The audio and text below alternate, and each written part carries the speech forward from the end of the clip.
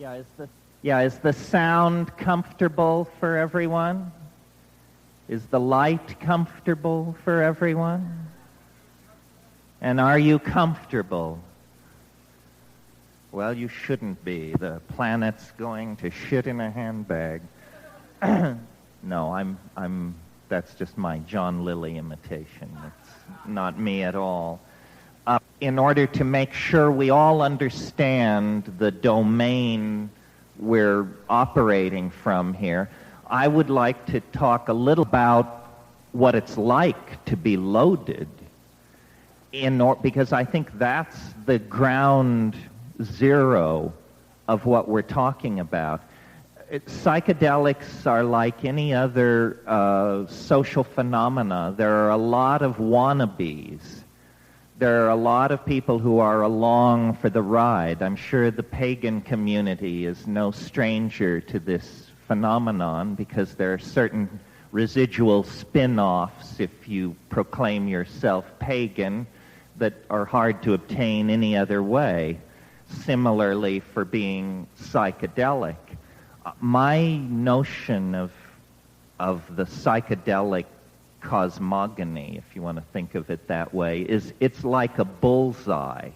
It's like a series of concentric circles, and various substances place you in various quadrants of that mandala at various distances from ground zero, which is at the absolute center.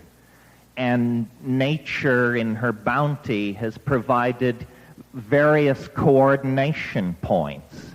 I mean, there's the cannabis coordination point, the opiate coordination point, the tropanes that were so important in European witchcraft, the solanaceous plants, hyoscyamine, those things. That's a different chemical family and a different group of plant families that these compounds occur in.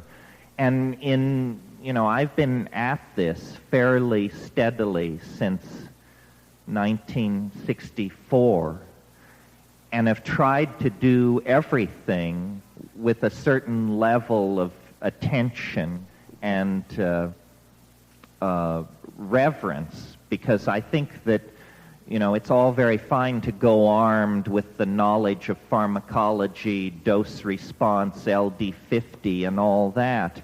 But I think as pagans and magicians, we really understand that the mind can do anything.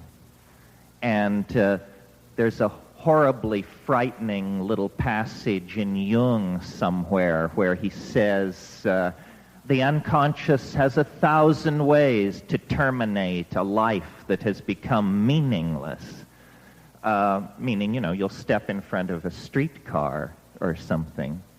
So, in my lifetime of looking at these things and being interested in many other things as well, heresies,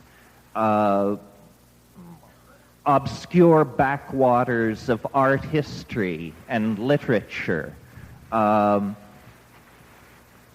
peculiar philosophies that rose and fell centuries ago in obscure parts of the world. My theory of life's exploration is to run edges.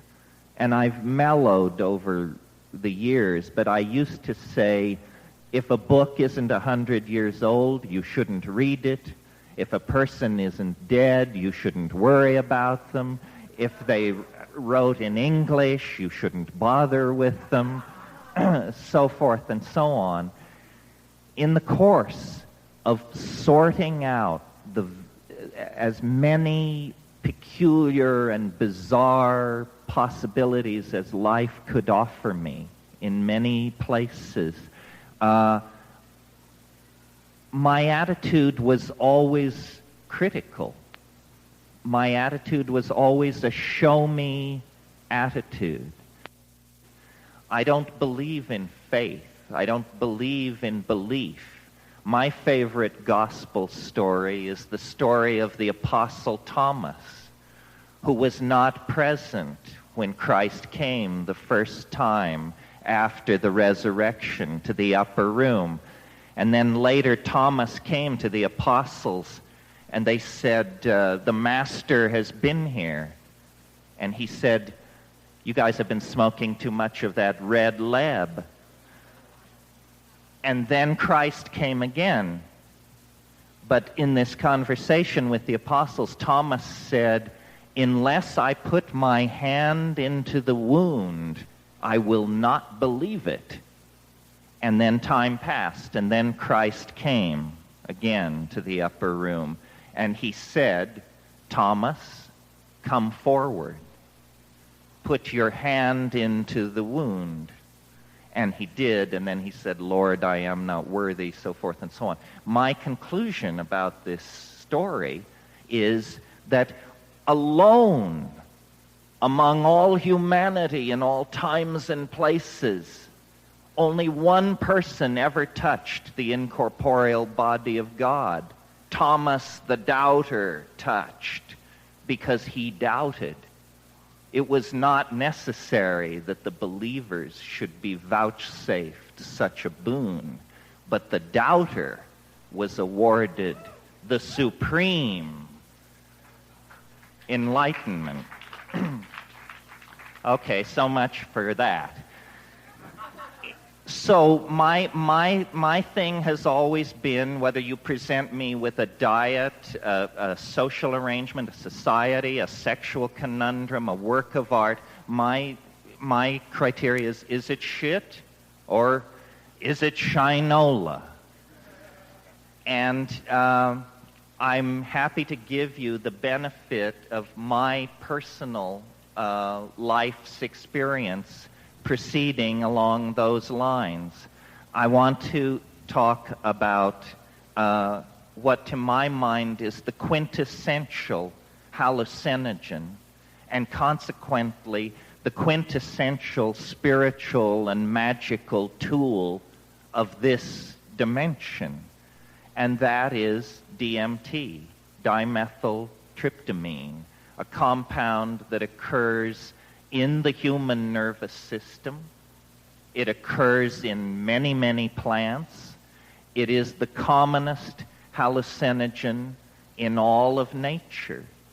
And I don't know how you got to where you are this afternoon, but the way I got here is by testing and by hoping and by pursuing a magical, if that's the word, a miraculous, a transcendental ideal that over the course of life, experience strips from you. You know, you have to get a job.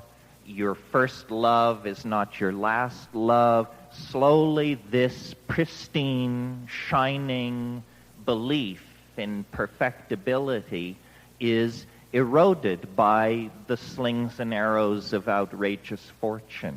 You know, the dark oxen that turn the millstones of the world. But I'm here to tell you that it is real. There is a doorway into another dimension. Aladdin's lamp is real. Fairyland is real. Magic is real in the most real sense. In the same sense that what we call reality is real. And I learned this through this compound. And one of the great puzzles about this compound is why more people don't know about it.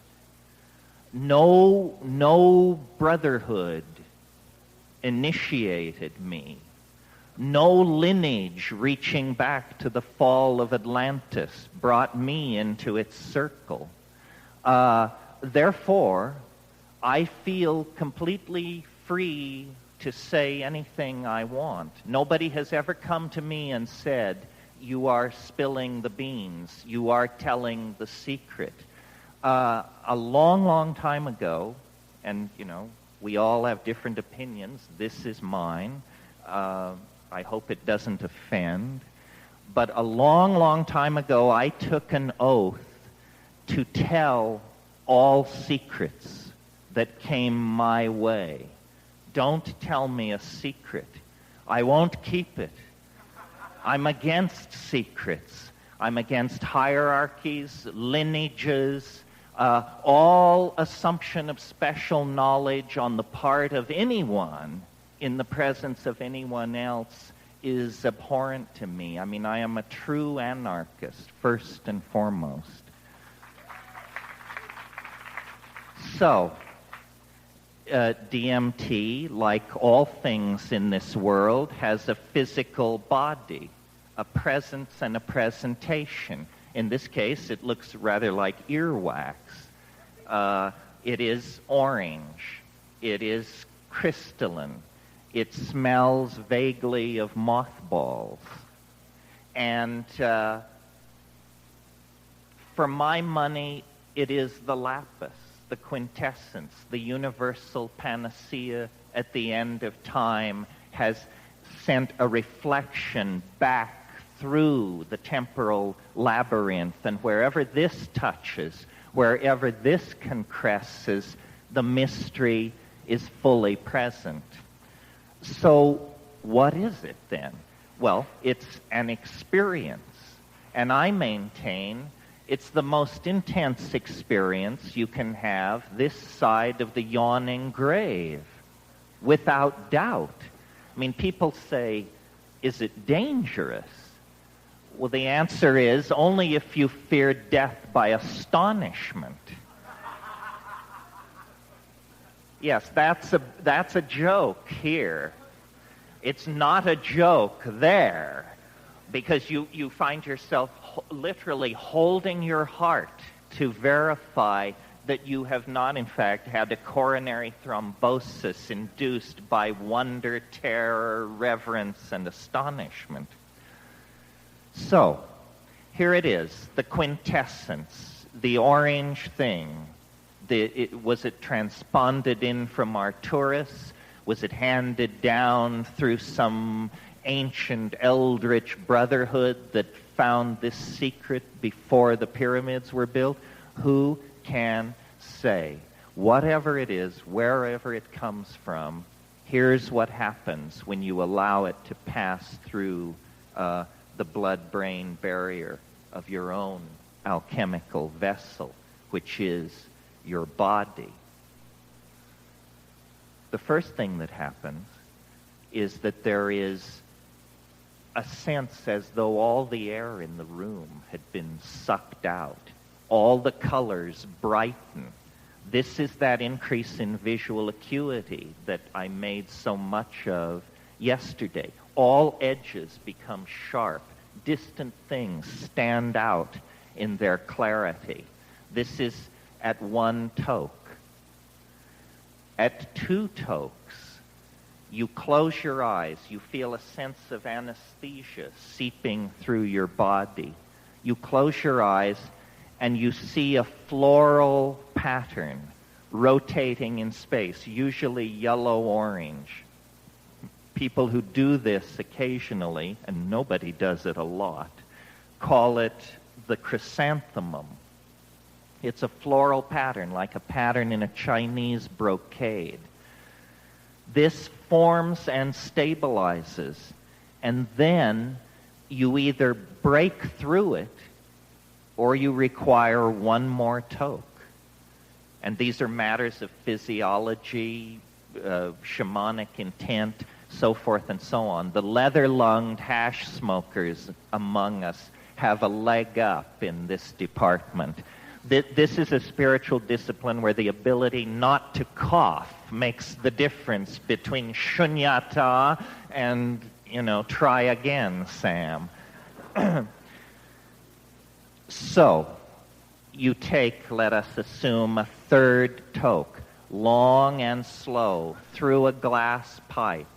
Pure, you vaporize this stuff. You don't mix it with weed or oregano or any of that, which was done in the past. You want the pure stuff. And you take it in and in and in, and there is definitely somewhere in here a threshold which you must exceed. And when you do that, this membrane-like thing, this chrysanthemum, will actually part, and there is a sound like the crumpling of a plastic bread wrapper or the crackling of flame. A friend of mine says this is the radio intellecty of your soul exiting through the anterior fontanelle at the top of your head. Could be. In any case, this crackling sound and a tone,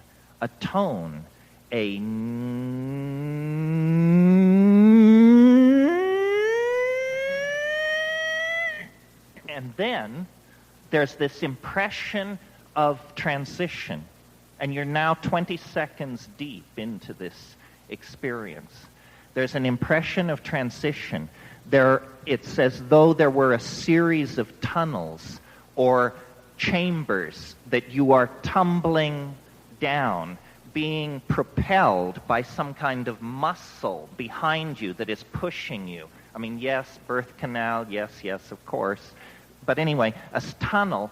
And what I've noticed about this tunnel is the walls and ceiling flux and come down to meet each other, and where they touch, they pull apart with a... And then you're propelled into the next space, and then the next, and then the next, and there is this...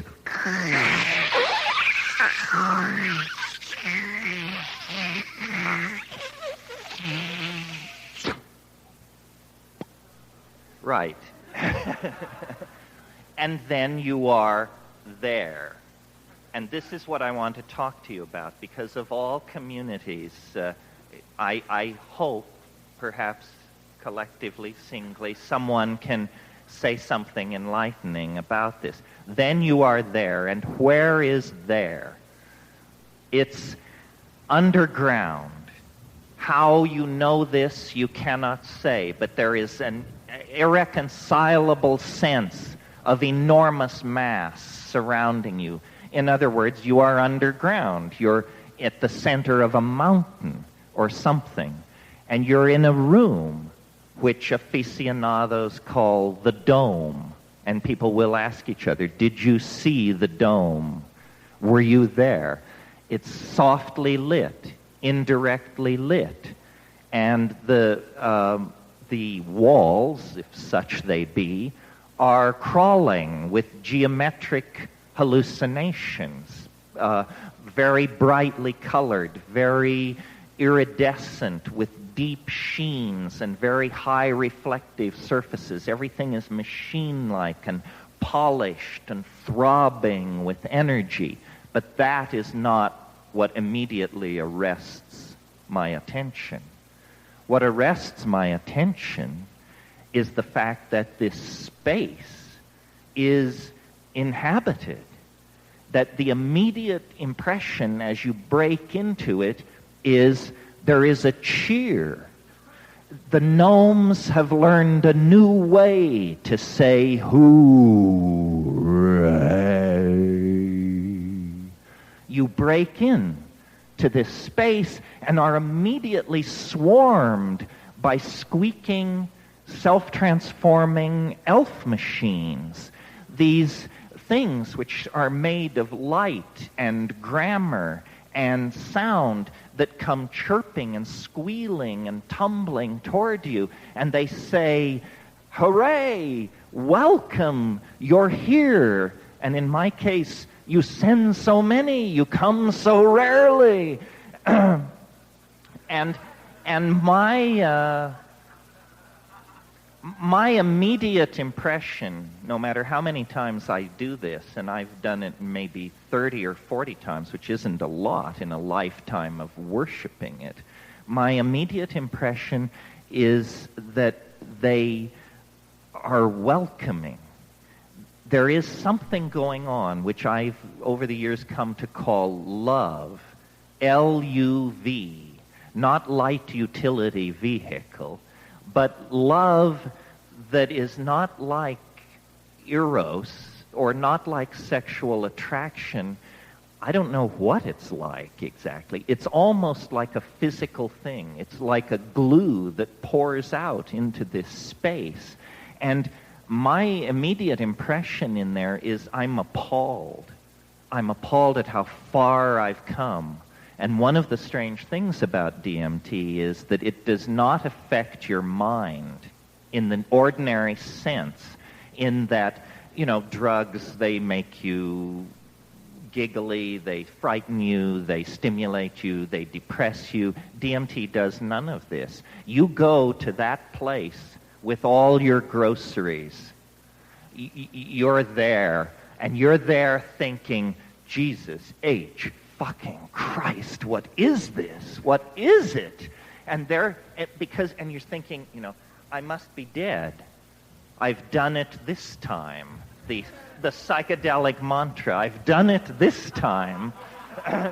I must be dead. And so you think heart, yes, heart, pulse, yes. And meanwhile, these things are literally in your face. And what they do is they jump into your chest, and then they jump out again. And what they're doing, and this is the point, I think, what they're doing is they are singing, chanting, speaking in some kind of language that is very bizarre to hear. But what is far more important is that you can see it. They speak in a language which you see.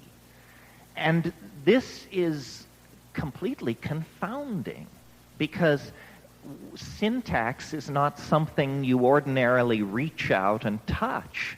And in this space, that's what's happening. And so, like jeweled, self-dribbling basketballs, these things come running forward. And what they are doing with this visible language that they create is they're making gifts. They're making gifts for you. And they will say,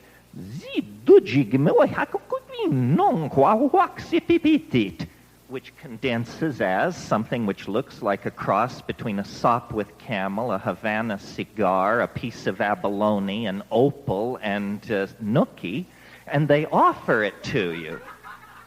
And you're looking at this thing, and as you look at it, it also transforms, changes, speaks, sings, undergoes metastasis, undergoes metamorphosis. And these things are just accumulating. And each elf machine creature elbows others aside, says, look at this, take this, choose me. And as you direct your attention into these things, you have the overwhelming conviction that if you could bring a single one of these objects back to this world, that somehow you wouldn't have to say anything. You would just walk up to people and say, friend? And people would say, oh my God! You know, you got a piece of the action, the real action. So, this state of ecstatic frenzy, and it's like a Bugs Bunny cartoon running backwards in cyberspace or something. This state of incredible frenzy goes on for about 3 minutes, and all the time the elves are saying, don't give way to wonder. Do not abandon yourself to amazement. Pay attention. Pay attention. Look at what we're doing. Look at what we're doing, and then do it. Do it. And it's this thing where then everything stops, and they wait, and you feel like a torch, a spark lit in your belly that begins to move up your esophagus. And eventually when it reaches your mouth just flies open. And this language-like stuff comes out. Acoustically, it's the jingua wai qua baxi de ficini qua habedingi tik tipikipiting. Is the jingo wai in the bukeme de gangwa bagaktet. But what you're not hearing it. The startled friends who sent you to this place are putting up with this.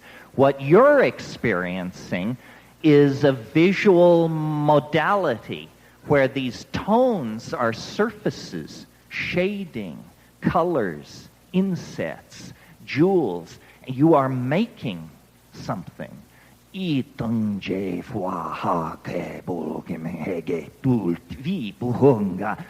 Erase, move forward, add cerulean, put in stippling. It's that sort of thing. And they go mad with joy when you do this. And then, this goes on for about 30 seconds, and then there is like a ripple through the system, and you realize these two continua are being pulled apart. And I had one trip where and often it's very erotic, although I'm not sure that's the word, but it's almost like sex is the surface of something of which this is the volume. And I'm a great fan of sex. I don't mean to denigrate it, I mean to raise DMT to a very high status. But it's astonishing. In one trip, as the pull-away maneuver began, all the elves turned simultaneously and looked at me and said, "Déjà vu. Déjà vu."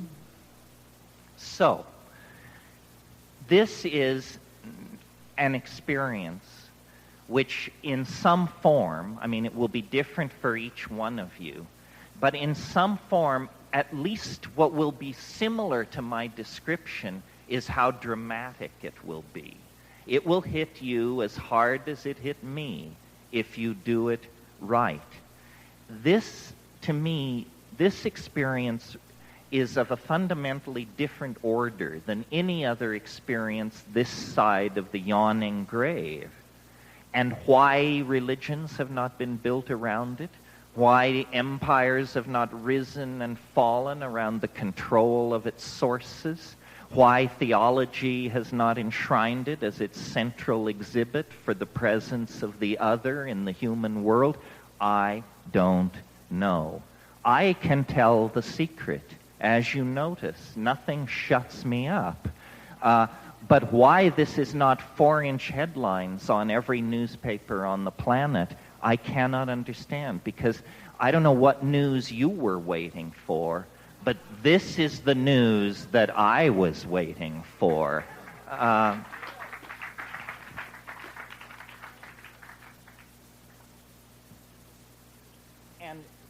it's an incredible challenge to human understanding to try and make sense of this.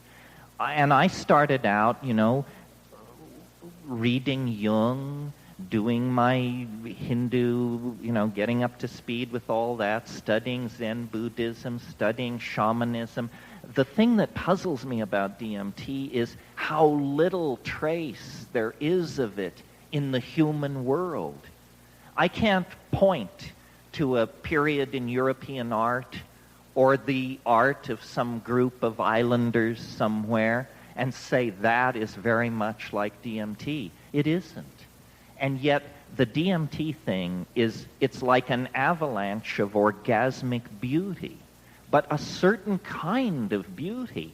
The only words that I can find for the kind of beauty that it is bizarre, alien, outlandish, outre, freaky.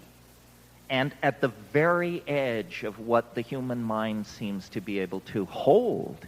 Well, where is this coming from? And what is happening? And this is what I like to discuss with people such as yourselves who have wide experience in the world and in the realms of the unseen. This has to be taken seriously. In other words, it's only a hallucination thing. That horseshit is just passé. I mean, reality is only a hallucination, for crying out loud. Haven't you heard? So that takes care of that. It's only a hallucination. What we've got here, folks, is an intelligent entelechy of some sort that is frantic to communicate with human beings for some reason. And the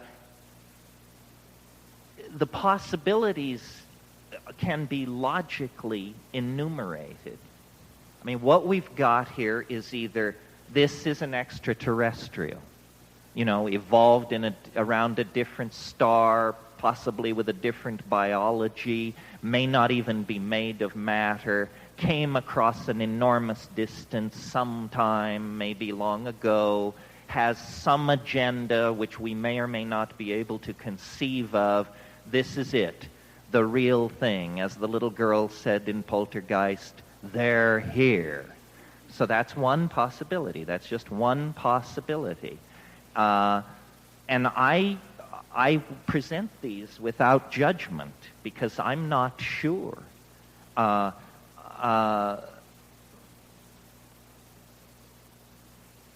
If an extraterrestrial wanted to interact with a human society and it had ethics that forbade it from landing trillion-ton beryllium ships on the United Nations Plaza, in other words, if it were subtle, I can see hiding yourself inside a shamanic intoxication. You would say, let's analyze these people. Okay, they're kind of hard-headed rationalists, except they have this phenomenon called getting loaded. And when they get loaded, they accept whatever happens to them. So let's hide inside the load, and we'll talk to them from there, and they'll never realize that we're of a different status than pink elephants. Okay, that's one possibility. Now, another possibility is that this is not about extraterrestrials' flight and enormous technologies and distant homelands, that, and this is maybe friendlier to pagan notions, that there is a parallel continuum nearby, essentially right here. Call it fairyland, call it the Western realm, whatever you like, but you don't go there in starships. You go there through magical doorways, which are opened via ritual and things like that. That is a possibility as well. Certainly human folklore in all times and places except Western Europe for the last 300 years has insisted that these parallel domains of intelligence and organization exist. There is a third possibility, which I leave it to you to decide whether this is the more conservative position or the more radical position. And I reached this reluctantly, and I'm not sure this is my position, but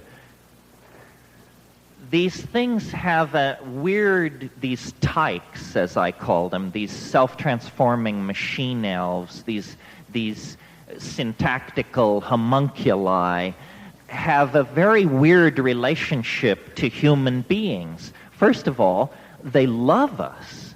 They care for some reason. Whoever and whatever they are, they're far more aware of us than we are aware of them. I mean, witness the fact that they welcome me. So is it possible that at the end of the 20th century, at the end of 500 years of materialism reductionism, positivism.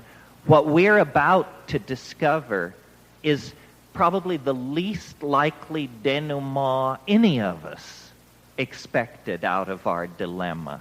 What we're about to discover is that death has no sting. That what you penetrate on DMT is an ecology of human souls in another dimension of some sort. I mean, this is hair-raising to me, and I spent my whole adolescence and early adulthood getting free from Catholicism and its assumptions, and I never imagined that a thorough exploration of life's mysteries would lead to the conclusion that, in fact, this is but a prelude. We are in a very tiny womb of some sort. Our lives are gestations, and this is not where we are destined to unfold ourselves into what it means to be human. This is some kind of a metamorphic stage, like the pupa of a butterfly. And so, this is deep water, because, we are fairly agitated over the fact that we fear the planet is dying, and us with it. This stuff raises the issue that you don't know what dying is. Therefore, it's very uncertain exactly what sort of an attitude we should take to it. And as I say, I am not advocating a position. Mysteries are not unsolved problems. They are mysteries. When you stand naked in the presence of the mystery, it is still utterly and completely mysterious. But I enjoy talking to people about this because I think that the human body, the human mind, these are tools for the soul to use in the effort to unlock its meaning and its destiny. And millions of people, perhaps billions of people, have gone to the grave without knowing that this is possible, this experience that I've just described to you. And it's perfectly harmless. I mean, I think that if science would back out of politics and do its work, we could establish that DMT is the most harmless, the safest of all hallucinogens. The fact that it occurs naturally in the human brain is the first clue to the fact that it's benign. The second clue is the fact that it only lasts 8 to 12 minutes. What that means to a pharmacologist is the body perfectly understands what to do with this compound. You take a hit of DMT, and your body says, oh, I recognize this. Activate deanimation cycle, activate demethylation cycle, activate. It knows what to do. And so within 10 minutes, you're down. A drug that you take, and 48 hours later you're lying around in warm baths and refusing telephone calls, is a drug you shouldn't have taken. Because it's hitting you too hard. It's not clean, it's not smooth. DMT, the most powerful hallucinogen known to man and science, clears your system in 15 minutes. I mean, you're so down, you don't have a small headache or need to take a nap or anything. You're ready to do phone calls. So how can it be, then, that a compound which each of us carries right here, right in the pineal gland, right in the Ajna chakra, the philosopher's stone is no further away than that. How can this be secret from us? How can we be trapped in a dimension of such limitation and such mundaneness when our own nervous systems and the ecology around us and our own history over the past 500,000 years argues that this is what we were born and bred for. This is where we belong. This is what at play in the fields of the goddess must mean. And somehow history has made us dysfunctional, buried the mystery, made it, if at best, a piece of secret knowledge jealously guarded by somebody. I mean, I don't know. There are lots of mystery cults and secret societies in the world. I don't know if any of them are guarding DMT as a secret. It may be so. No one told me to keep my mouth shut.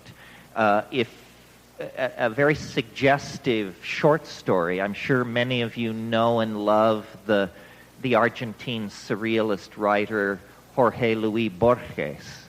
Well, Borges has a book, I believe it's called Labyrinths.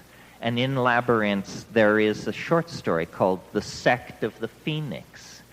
And it says, there is a sacrament older than mankind.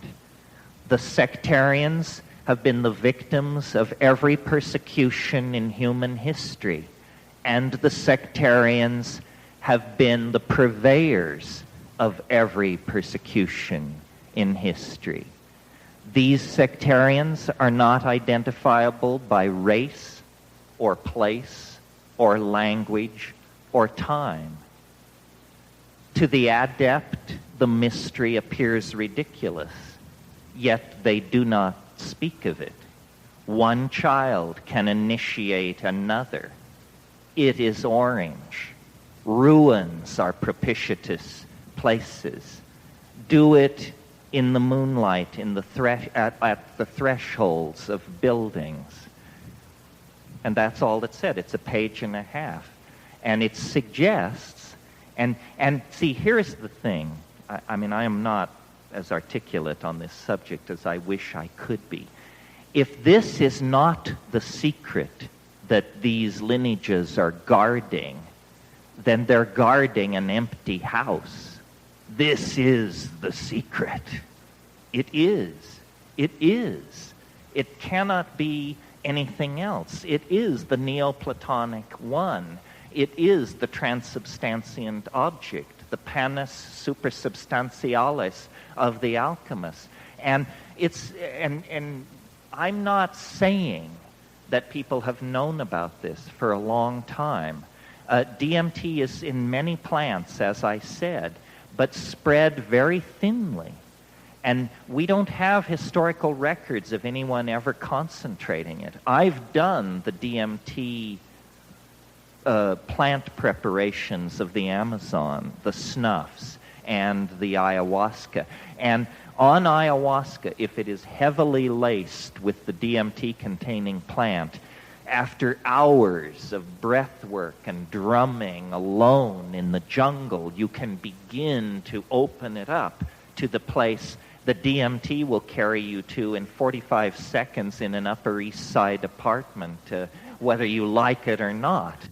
Some of you may have seen, years and years ago, this B movie about a guy who has a big ranch in Mexico, and one of the campesinos comes rushing back from having encountered a brontosaur in the forest, and he can only point inarticulately at the woods and say, something, something, something, something. And that's what I am. I'm a monkey. And I've come back to the troop.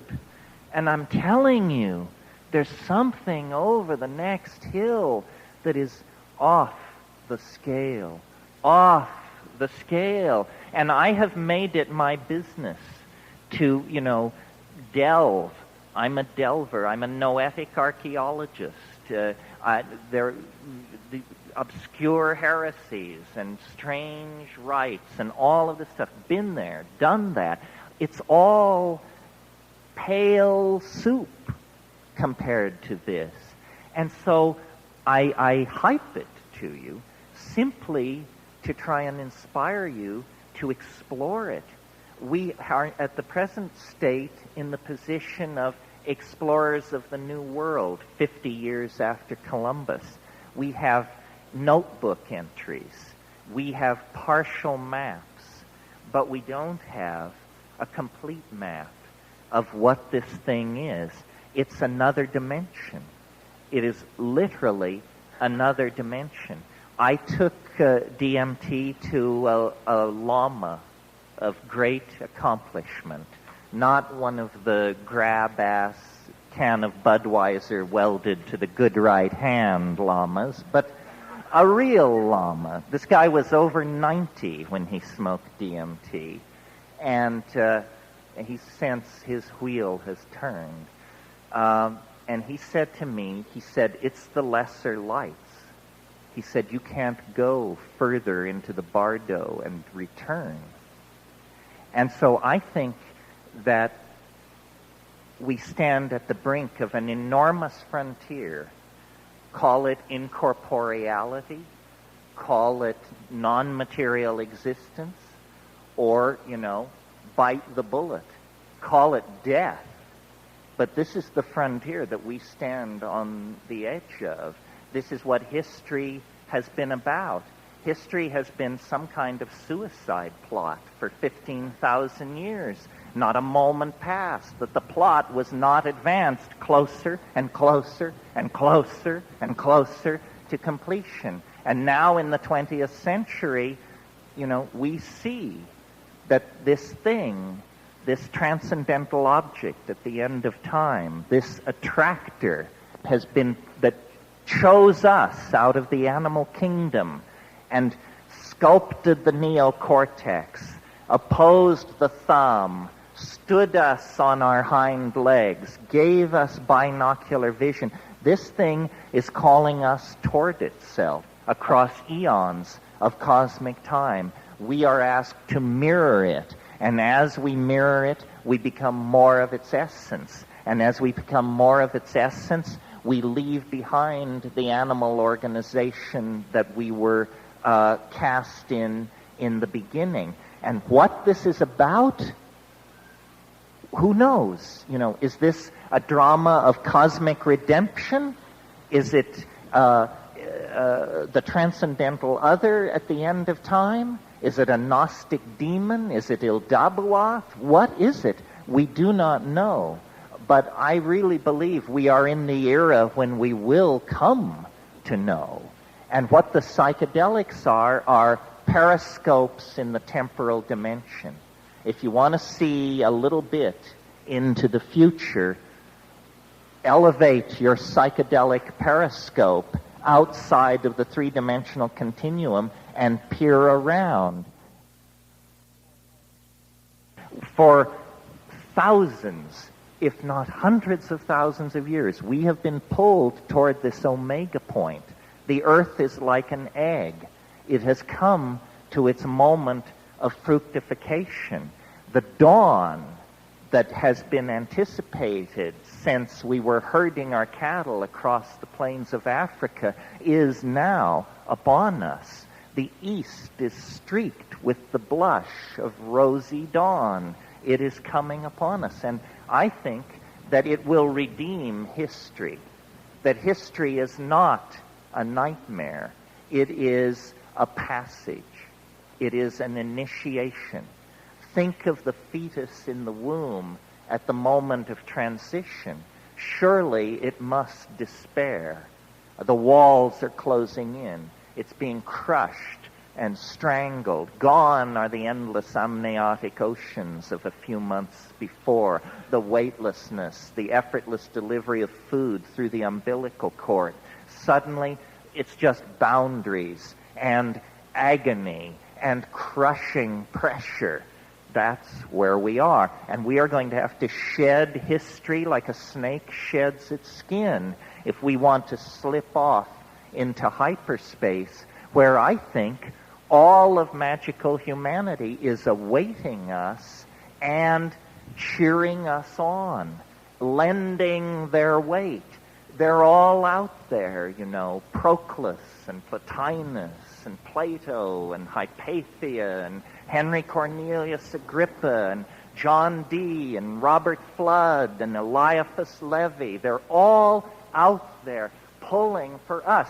And every shaman and shamaness, every magician, practitioner, as far back in time as you go, was part of the plan, the conjuration, the great work, the distillation of the quintessence.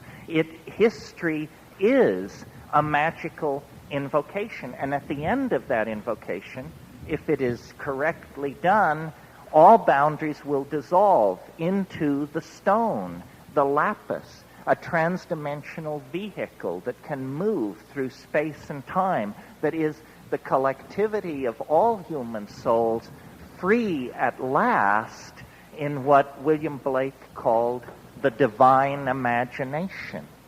And you don't have to wait for the general dispensation. You can join up anytime by hyperspatializing your metaphors and your point of view through psychedelic symbiosis with the plants that are pouring this hyperdimensional Gaian vision into the minds of anyone who will detoxify themselves from history and linear thinking, and but open themselves to the presence of the transformative mystery that is going to leave this planet unrecognizable to us within our lifetimes. So that's the basic spiel.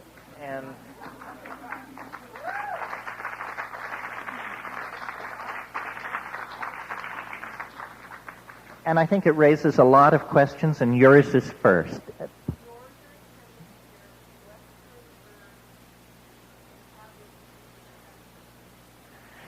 The answer is yes, yes.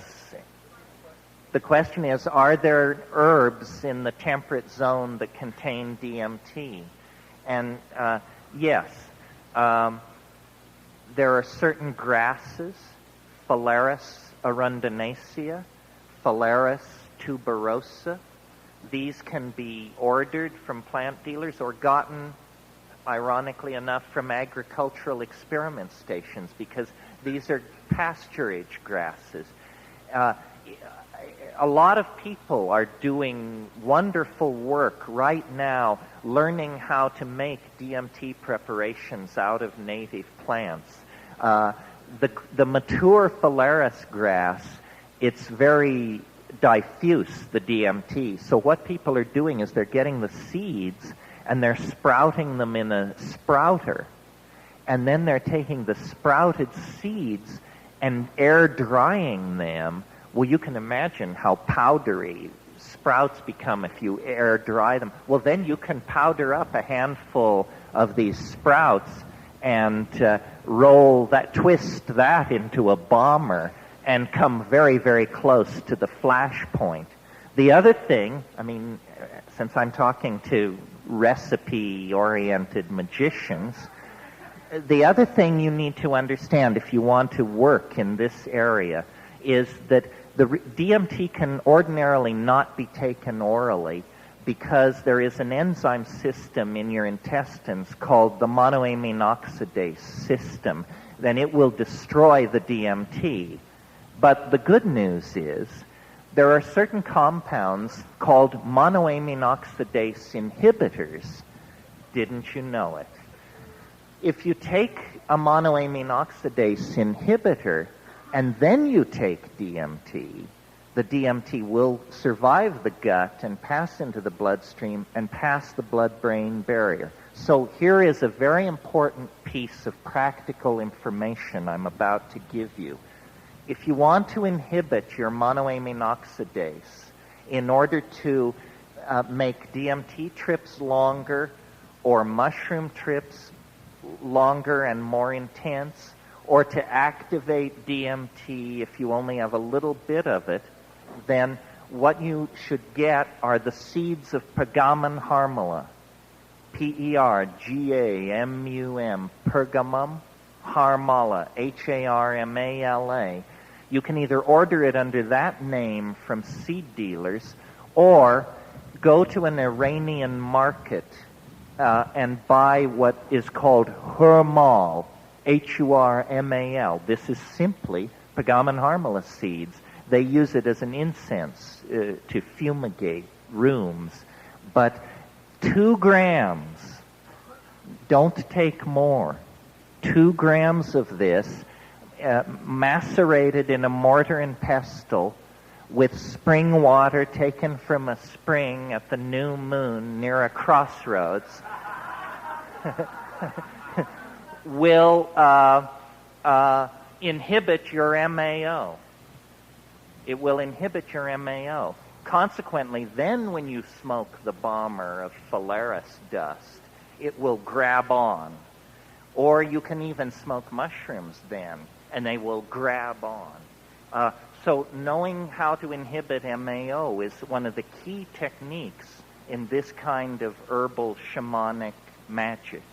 Other plants that contain DMT, and here's one you all should be aware of because it's probably right around here, is Desmanthus illinoisensis, Illinois bundleweed. It's a rank weed. I've not seen it except in the dried form, but people have grown hundreds of pounds of this stuff in a few months, and the root bark has the highest concentration of DMT ever measured in any plant. It's higher than the ayahuasca admixtures used in the Amazon. Pardon me? In the root bark, which you dry the root and then scrape the bark off, and you'll get this reddish root bark. The red is actually the DMT. Varola trees in the Amazon shed DMT in their sap, and it's always a blood red sap. And to show you how strong it is, the Indians in the Amazon, some of the tribes, they roll their arrow points directly into that sap, and it's a paralytic poison in the bloodstream of monkeys and small animals. So there is a great deal of work is being done right now, and you should, if you're of an experimental and herbal and alchemical and magical bent, people are creating what they call ayahuasca analogs. This is where you use local plants to create a brew which is chemically equivalent to an Amazonian hallucinogen. And, of course, you have the satisfaction that it's yours. It's your magical recipe. No one on earth is doing quite what you've got. And it's a lot of interesting work is being done, and you'll hear more about this. In fact, Jonathan Ott just wrote a book called Ayahuasca Analogs, in which the state of the art is spelled out, and it would be worth your while to check that out if you're an experimentalist. Yeah.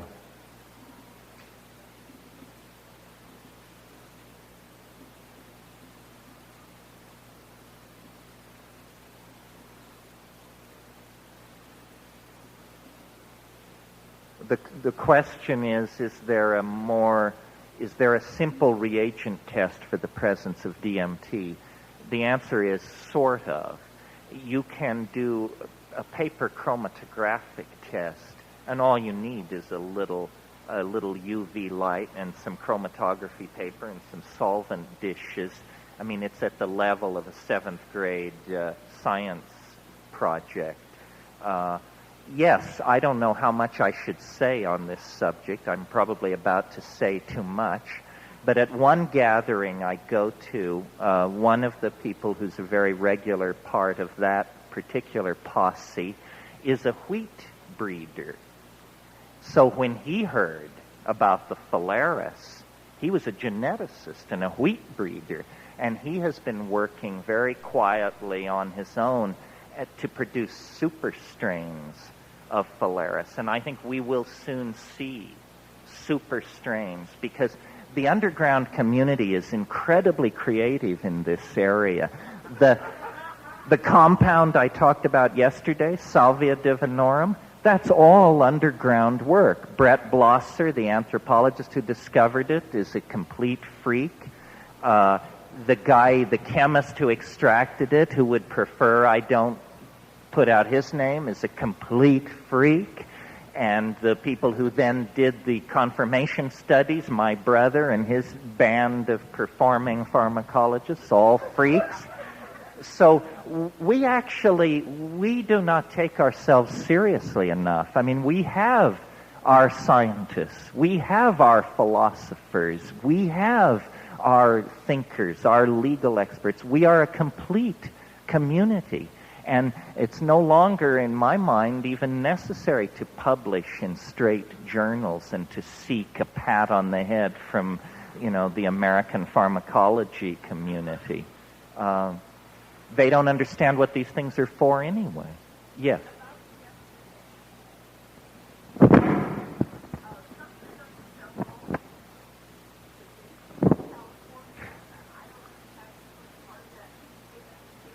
Yes, I'll repeat this and strengthen once again my case to the guy who owns the company that he should pay me, for God's sake. If you want a catalog of extremely rare and useful psychoactive and magical plants, probably the most complete in the world, the company is called Of the Jungle, P.O. Box 1801, Sebastopol, Sebastopol, California, 95472. Write and ask for a catalog and tell them George Bush sent you. No, I'm teasing. Don't tell them that. They won't send you the catalog.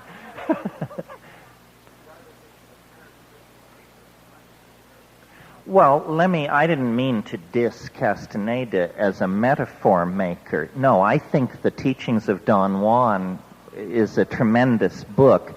I'm very suspicious of some of his later stuff. It's interesting what you said, because the famous crow transformation in The Teachings of Don Juan has been traced, and I'm sure many of you know this book, has been traced to George MacDonald's book, Through the Gates of the Silver Key. And George MacDonald was a friend of Evans Vance. So I think what we're getting here is a mining of late 19th century English folklore by Castaneda. Nevertheless, the presence of these small entities has been a part of folklore for a long, long time. Elementals, tykes. What puzzles me, I guess, is I've spent a lot of time in this magical literature and art historical area, and the descriptions don't quite match. I can't quite convince myself that the sprites, the afrits, the nixies, the jinns, that these creatures of the woodland fae are the same thing. Or I don't know whether I am contaminated by an early love of science fiction and... Well, again, close but no banana. All these popular aliens that are running around, the Whitley Streboids and all these things, are much more mundane than what I encountered. I mean, what I encountered was terrifyingly not human, terrifyingly alien. And I just do not quite get... And Madame Blavatsky was into it, and they're always saying, they're very sort of cut and dried about it. And when I encounter an extraterrestrial alien or a creature from another dimension, the main thing that's happening for me is the implications are blowing my mind. They seem totally immune to the implications. Yeah. Well, a sufficient amount of DMT is smoked west of the Pacific Coast Highway that it wouldn't surprise me if the writers of Star Trek, were on to this. Yes, what is not much talked about, the part of the experience which is anomalous, and maybe people who know more about magical literature than I do can correct me, but what the elves are really interested in is this stuff which I call visible language. That's the whole point of the encounter, is to exhibit it and to get you to do it. Well, now, first of all, think for a minute about ordinary language. It's really weird. It's the weirdest thing we do. I mean, if you were looking for the thumbprint of God on creation, human language would be a good candidate. Because, look, we're supposed to be some kind of animal who just went a little further than the next guy. But to get out of that Shakespeare and Milton is a pretty amazing accomplishment, hardly to speak of the mathematical languages that we generate. So something happened. Some people think only 35,000 years ago. Imagine if that's true. I mean, I don't care. Some people say 150,000 years ago. But to speak, to take small mouth noises, and to turn them into signifiers for symbols and relationships, in spite of some people's enthusiasm for cetaceans and dolphins, I just am not overwhelmed by the evidence. I mean, to me, it is a miracle to be able to speak poetry. It is a miracle.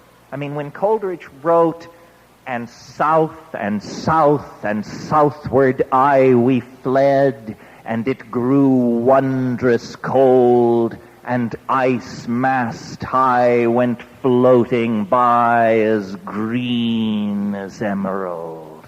I mean, that's language, and it's magic. And we have a fascination, then we also paint, then we sculpt, then we write, then we create electronic databases, then film, television. Clearly, what we want to do is we want to communicate visually. And these things are saying there's a way to do it. Do it! And I don't understand. Do we all have to be loaded on DMT all the time? Can you learn to do this? The gentleman who asked about dreams, here's a piece of information that is critical in this jigsaw puzzle. If you have smoked DMT at any time in the past, it is possible to have a dream in which people are running around and you're checked into the Mars Hotel and the luggage is lost and this and that, and in the middle of all that, someone drags out a little glass pipe and hands it to you. It will happen. It will happen in the dream. Not a memory, not a simulacrum. It will really happen. Well, now, to me, that's an amazing piece of data, because what it's saying is you can do it on the natch. You may have to be dead asleep, but still, on the natch, this can be done. And the lucid dreamers, the biofeedback people, the people who claim these wonderful things that you can do with sleep and dream and programming, I challenge them. Teach people to have DMT dreams in their sleep. And then let's figure out how to drag that puppy into the light so that we can do it at will on the natch. Just one second. And one thing that I have come to believe is that we remember no more than 5% of our dreams, and it's the most mundane 5%. I think, and there's scientific evidence to support this. Remember I said DMT is in the human brain? Well, it concentrates in the human cerebrospinal fluid on a 24-hour cycle, and it reaches its peak of concentration between 3 and 4 a.m. in most people. That's when the deep REM sleep is happening. When you give somebody DMT, they lay back, they close their eyes, and the way you, the guide, the sitter, I don't like the word guide, you, the sitter, the way you can tell that they're getting off is their eyes dart wildly behind their closed eyelids. It means they're in REM. They're in REM sleep. They've been immediately shoved into deep dreaming. So I believe that what DMT is doing in normal human metabolism is it mediates the descent, the spiral descent into dream, and that every single night we are reunited with the boundaryless oceanic mystery of being that we are so frantic about in waking life and so distant from. And that if we could, in fact, just engineer a drug that would allow us to remain fully conscious as we drift deeper into dream, we would need no other drug or substance. That's where we want to go. And I think that's where history is headed. What the Archaic Revival is about is a revivification of the Aboriginal dream time. We are going to live in the imagination. We are preparing to decamp from three-dimensional space. I mean, yes, the earth is the cradle of the human race, but you don't stay in the cradle forever, you know. And it's something like going into dream. It's something like taking the hyper-technical virtual reality internet head of the snake and inserting the shamanic, late Paleolithic, ecstatic, orgiastic tail of the snake, and then you have the Ouroboros completion. Then you have the quintessence, and the work is complete, and history ends, and we live then in the light of the stone made manifest. Well, it definitely has something, this mystery that we're talking about, it definitely has something to do with sound and the magical role of sound. Ayahuasca is a sort of different way of sectioning the DMT experience because ayahuasca is orally active, unfolds over hours, is not as dramatic as DMT, but the people who use ayahuasca as a ritual on a weekly basis, what their practice consists of is they take this stuff and then they sing.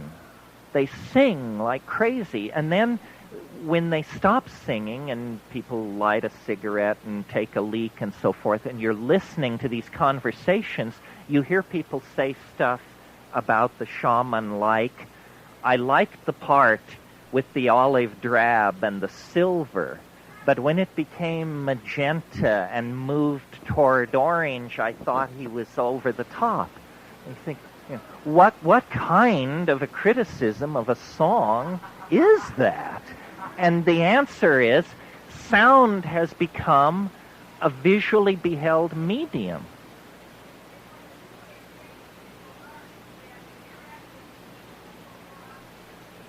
Yes. So the reason I'm interested in something as techno-nerdy as virtual reality is because you could program a virtual reality so that when you went, ah, an iridescent blue line would be keyed to that to descend into the space. And I'm very interested in environmental and electronic simulations of psychedelic states. But we're not going to do better than the psychedelics. If we can do as well, it will be a miracle. I mean, you see more beauty in a first wave of psilocybin than the human race has produced in the past 5,000 years. And who are you, you know? Yes. No, I promised this guy, then you. And I felt his flash of loathing.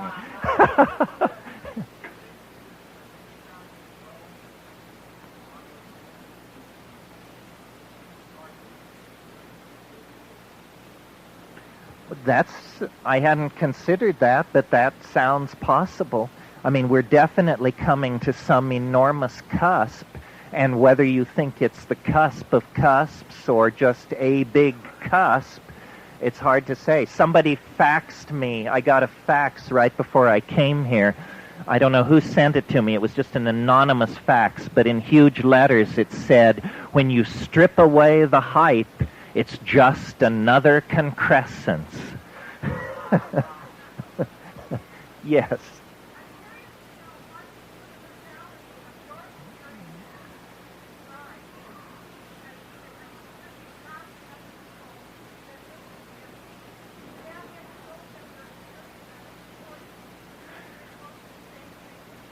It's interesting, and that's a good question. The answer is yes and no. Obviously, there is hardly anything more personal than a psychedelic experience. It is a kind of summation of who you are, and it's viewed through the filters of your personality. Nevertheless, when you put a whole bunch of DMT trips together, certain things seem to emerge. My notion, coming at it from a sort of Jungian attitude, is if we had to say what is the archetype of DMT, the archetype is the circus. It's the circus. And let me say why. First of all, a circus is a place of wild, exotic activity. And clowns you don't have a circus without clowns. And clowns are wonderful for children. A circus is a wonderful place for a child. DMT, there is something very, very weirdly childlike about it in a very unchildish way. Some of you may know the 52nd fragment of Heraclitus, where he says, the aeon is a child at play with colored balls. The aeon is the child that you encounter in the elf dome. But the circus has other connotations than simply the three rings and the clowns.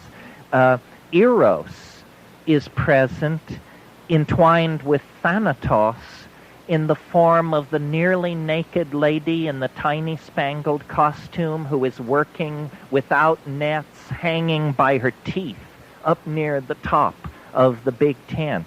And personally, my earliest experience of Eros was that lady in the tiny spangled costume. I was so small, I was wrapped up in something and being held, and I was horny as hell.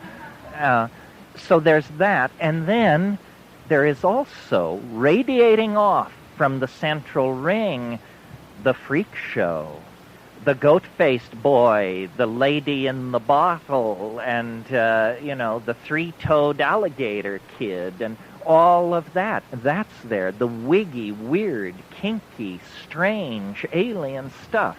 And then if you think about the archetype, not so much of the circus, but of the carnival represents a breakthrough from another dimension, because you live in some jerkwater town in some, I almost said Iowa, but some town, and it's like normal. And then the carnival comes to town, and children are told, you can't stay out and play. The carny people are in town. And what does it mean? Well, they may fuck differently than we do. They may steal things. They're not like us. They've had more than one marriage, some of them. And then the carnival people are there, and the hoochie-coochie dancers and the whole thing, and then they fold it up, and they go away, just like a DMT trip. And every little boy and girl in the world worth their salt wants to join the circus, of course, and go away with the tattooed lady and the tigers and all that. So it is the archetype of the circus. So then I've seen many, many people take DMT, and some get what I get, which is it's sort of gone beyond the circus. It's the circus, but the circus as presented on Zenebel Ganubi Prime or something like that. But one woman who was an anthropologist who I think got a sub-threshold dose, she had a very interesting trip because it was a light trip, but with no prompting from me. She said, I was at a carnival midway, but it was after hours, and there was nobody there, and there were just those ice cream, those square papers for holding ice cream were just blowing in the wind and getting caught in chain link fences. It was like a sub-threshold dose. Well, then if she'd done more, she would have arrived there 8 hours earlier when the thing was happening. And if she'd done yet another toke, it would have moved off into the zone of the truly weird. That's why I love the film of Federico Fellini, because here was a circus man, for sure. Yeah, a way to get the DMT. Well, you could conceivably inhibit your MAO. I don't want to tell you to do it nasally because it might be a really stinging experience. Oh, then you could do it. Well, I'm working on something. I'll describe it to you. I'm having a glass blower make a thing which has a chamber with a pipe stem coming off it. But it has another stem 180 degrees around the chamber coming off it that breaks into two prongs. And what you do is you heat the DMT, you insert the two prongs up your nose, and you have a friend blow on the other outlet, and it will force the entire contents of the vessel, the entire load of white smoke. But, you know, don't try this at home, folks. Pardon me? I'd go light the first time. You know, there are old pharmacologists and bold pharmacologists, but there are no old, bold pharmacologists. Yes.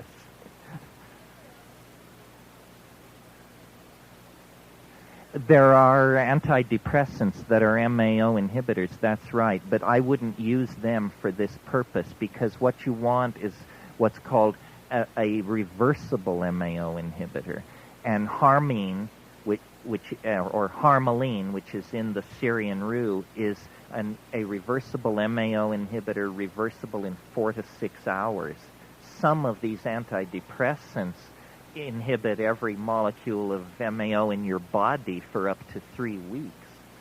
And that's why when they give you those antidepressants, they tell you the long list of don'ts, you know, no chocolate, no red wine, no soft cheese, no lentils, no this. That's a list of alkaloid-containing foods. And if you are on those monoamine oxidase inhibiting antidepressants and you eat a bunch of camembert with your yuppie friends, you'll probably have to be roped down for a while before you straighten out. Just to sum this up and put a kind of a classifier on it, I am not very interested in drugs per se. I've done a lot of them, bad ones, good ones. People do drugs for fun and for stupid reasons, but there is this tiny chemical family, the tryptamine hallucinogens, psilocybin and DMT, and then some artificial cogeners, and 5-methoxy is in there too, which I'm not that fond of. But this is the doorway. It's the umbilicus of this world. These are things which are called drugs because that's the category we have for things which make the world unrecognizable. But these are not drugs. They are magical doorways into staggeringly titanic dimensions of gnosis, power, information, understanding, and dimensions filled with affection for humanity. So people say, well, you think drugs should be legalized. Yeah, but that's a political opinion of Terence McKenna, who's just a guy like you. But this stuff about the tryptamines is a real discovery. and you can think what you like about me and my take on it. In fact, please do. But check it out. Check it out, because I've checked out lots of stuff, and this is the only thing I'm interested in telling you. Check it out. No, I don't understand the answer to that question. It's magical. It is a secret which keeps itself. I mean, here I am. There are 200 people here, whatever, and I do this all the time. And I have not, so far as I can tell, been able to launch an avalanche of DMT. I'm trying. Do I have to put it any more plainly? Is there a chemist in the house who will go home and make this stuff so that we can find our way there? Or grow the plants? Or go to South America? Or get with lucid dreaming and behavioral modification? Or explore the outer edges of orgasm, which I think has something to do with DMT and probably runs on it. Somehow we need to beach this whale. Yes. It's not difficult to make. Compared to cocaine or LSD, it's a walkover. It is a reasonable exam question for a second-year student of organic chemistry to be told, synthesize and chromatograph 5 grams of DMT and submit your sample with your chromatographic data to my office Monday morning.